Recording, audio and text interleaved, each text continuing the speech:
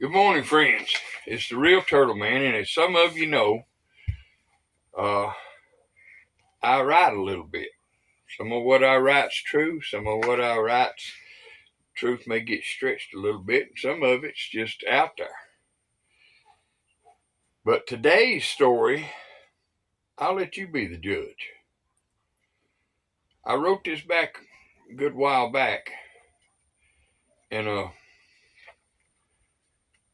just tell you this.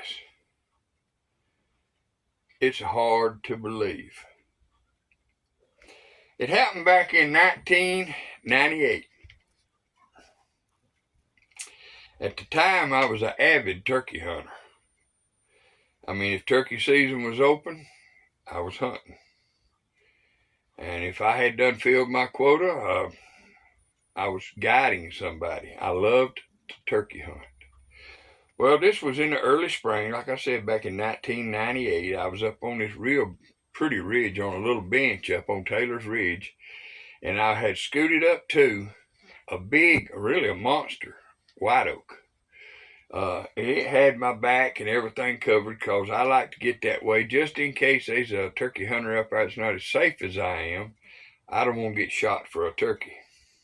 So I had my back up against this tree. Just breaking daylight. First bird started to sing a little and the first few squirrels are scampering on the ground. And I took an owl hooter. It's a special owl hooter that a friend of mine made for me. And I hooted on that owl call, and it didn't take but a second. That old gobbler just thundered out a gobble. I gave him a little bit of time, and then I used my most seductive hen call to sound like a real pretty hen turkey. And I did a little fly down for him so he'd think I was on the ground. And he answered again, just like that. I heard something, saw, felt something. Don't really know. It wasn't really clear. Off to my left. And I look over there and I watch, but I don't see or hear anything. And then to my right, I noticed that gobbler's coming in.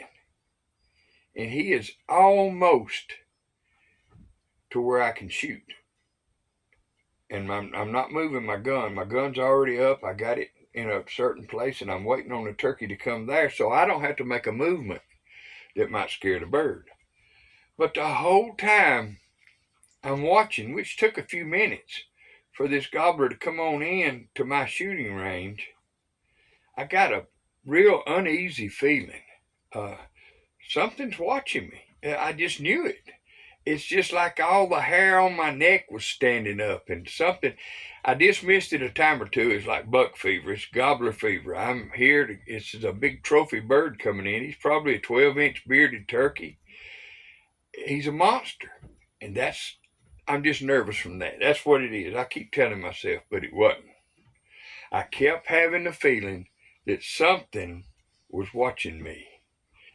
And then my bird's almost into range, and I'm looking down the barrel of my gun, and I'm focusing in that one tight little area, not paying much attention to my peripheral, just watching the bird and waiting for him to get right in line with my shot. When all of a sudden, bam, man, something come blasting through the bushes and ran across a blur and just snatched my gobbler and gone.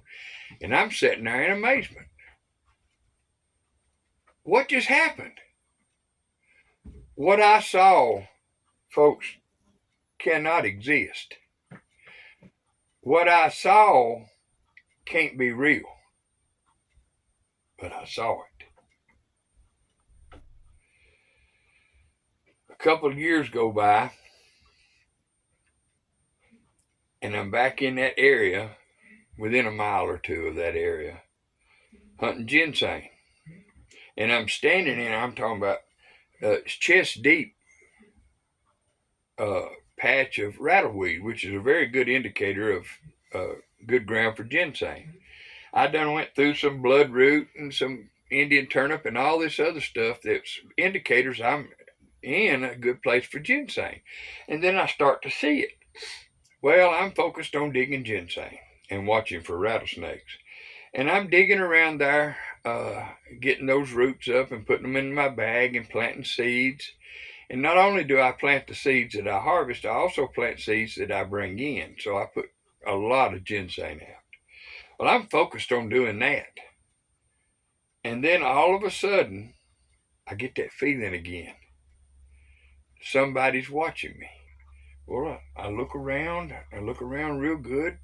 I listen. I don't hear anything. I don't see anything. But something's not right. The hair on my neck is up again. Something's just not right.